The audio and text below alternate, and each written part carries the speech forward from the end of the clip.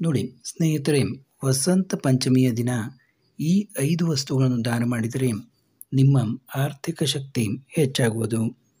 ವಸಂತ ಪಂಚಮಿ ಯಾವಾಗಿದೆ ಅಂತ ಸ್ವಲ್ಪ ತಿಳ್ಕೊಳ್ಳೋಣ. ಫೆಬ್ರವರಿ 2ರಂದು ಮತ್ತು ಫೆಬ್ರವರಿ 3ರಂದು ಕೆಲವು ಕಡೆಗಳಲ್ಲಿ ಈ ವಸಂತ ಪಂಚಮಿಯನ್ನು ಕ್ಯಾಲೆಂಡರ್ ಪ್ರಕಾರ ಆಚರಿಸ್ತಾ ಇದ್ದಾರೆ.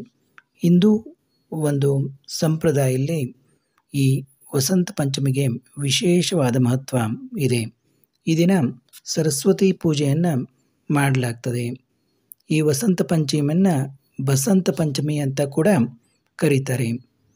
ಹಿಂದೂ ಧರ್ಮದ ನಂಬಿಕೆಗಳ ಪ್ರಕಾರ ಸರಸ್ವತಿ ದೇವಿಯನ್ನು ಈ ದಿನ ಪೂಜೆ ಮಾಡುವುದರ ಜೊತೆಗೆ ಆರಾಧಿಸುವುದರಿಂದ ಜೀವನದಲ್ಲಿ ಸಂತೋಷ ಮತ್ತು ಸಂಪತ್ತು ಬರುತ್ತದೆ. ಯಾವ 5 ವಸ್ತುಗಳು ಅಂತ ನಾವು ತಿಳ್ಕೊಳ್ಳೋದಾದರೆ, ಮೊದಲನೇದಾಗಿ ಆಹಾರ. ವಸಂತ ಪಂಚಮಿ ದಿನ ಆಹಾರವನ್ನು ದಾನ ಮಾಡುವುದು ಬಹಳ ಶುಭ ಎಂದು ಪರಿಗಣಿಸಲಾಗಿದೆ.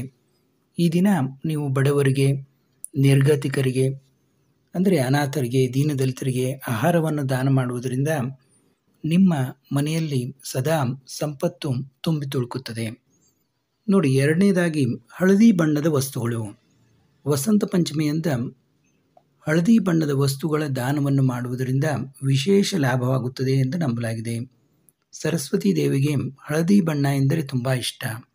ಆ ದಿನ ಹಳದಿ ಸಿಹಿ ತಿಂಡಿಗಳು, ಆಹಾರ ಮತ್ತು ಹಳದಿ ವಸ್ತುಗಳನ್ನು ದಾನ ಮಾಡುವುದರಿಂದ ಜೀವನದಲ್ಲಿ ಸುಖ ಸಂತೋಷ ಸಿಗುತ್ತದೆ.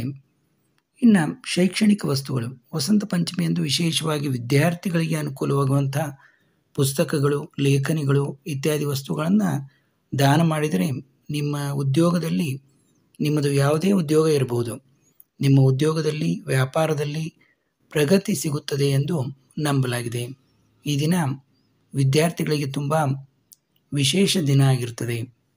ಇನ್ನು ಹಣಕ್ಕೆ ಜೀವನದಲ್ಲಿ ಸಾಕಷ್ಟು ಪ್ರಾಮುಖ್ಯತೆ ಇದ್ದೇ ಇದೆ. ಇಂತಹ ಹಣವನ್ನು ವಸಂತ ಪಂಚಮಿಯ ದಿನ ನಿಮ್ಮ ಗಳಿಕೆಯ ಸ್ವಲ್ಪ ಭಾಗ, ನಿಮಗೆ ಎಷ್ಟು ಸಾಧ್ಯವಾಗ್ತದೋ ಅಷ್ಟು ಸ್ವಲ್ಪ ಭಾಗವನ್ನು ಬಡವರಿಗೆ, ಅನಾಥರಿಗೆ, ನಿರ್ಗತರಿಗೆ ದಾನ ಮಾಡಿದರೆ ಸರಸ್ವತಿ ದೇವಿಯು ಸಂತೋಷಗೊಳ್ಳುತ್ತಾಳೆ ಮತ್ತು ಜೀವನದಲ್ಲಿ ಸುಖ ಸಮೃದ್ಧಿ ತರುತ್ತಾಳೆ ಅಂತ ನಂಬಲಾಗಿದೆ. ಇನ್ನು ನೈವೇದ್ಯದಲ್ಲೂ ಕೂಡ ಒಂದು ವಿಶೇಷತೆ ಇದೆ. ಈ ಸರಸ್ವತಿ ದೇವಿಯ ಪೂಜೆಯ ಸಮಯದಲ್ಲಿ ಕಡಲೆ ಹಿಟ್ಟಿನಿಂದ ಮಾಡಿದಂಥ ವಿಶೇಷವಾದ ಉಂಡೆಗಳು, ಲಡ್ಡುಗಳು ಅಥವಾ ಸಿಹಿ ಅನ್ನ ಸಮರ್ಪಿಸುವುದರಿಂದ ನಿಮ್ಮ ವೃತ್ತಿಗೆ ಜೀವನದಲ್ಲಿ ಅತ್ಯಂತ ಯಶಸ್ಸು, ಅಂದರೆ ನಿಮ್ಮ ವೃತ್ತಿಯಲ್ಲಿ ಅತ್ಯಂತ ಉತ್ತುಂಗವನ್ನು ನೀವು ಕಾಣ್ತೀರಾ ಮತ್ತು ನಿಮಗೆ ದೇವಿಯು ಅದೃಷ್ಟವನ್ನು ನೀಡುತ್ತಾಳೆ ಎಂದು ನಂಬಲಾಗಿದೆ. ಆದ ಕಾರಣ ಫೆಬ್ರವರಿ 2 ಅಥವಾ 3ರಂದು ಈ ಸರಸ್ವತಿ ದೇವಿಯ ಪೂಜೆಯನ್ನು ಮಾಡಿ ವಸಂತ ಪಂಚಮಿಯಂದು ಈ ವಸ್ತುಗಳನ್ನು ದಾನ ಮಾಡುವುದರಿಂದ ನೀವು ದೇವಿಯ ವಿಶೇಷ ಕೃಪೆಗೆ ಪಾತ್ರರಾಗ್ತೀರಾ.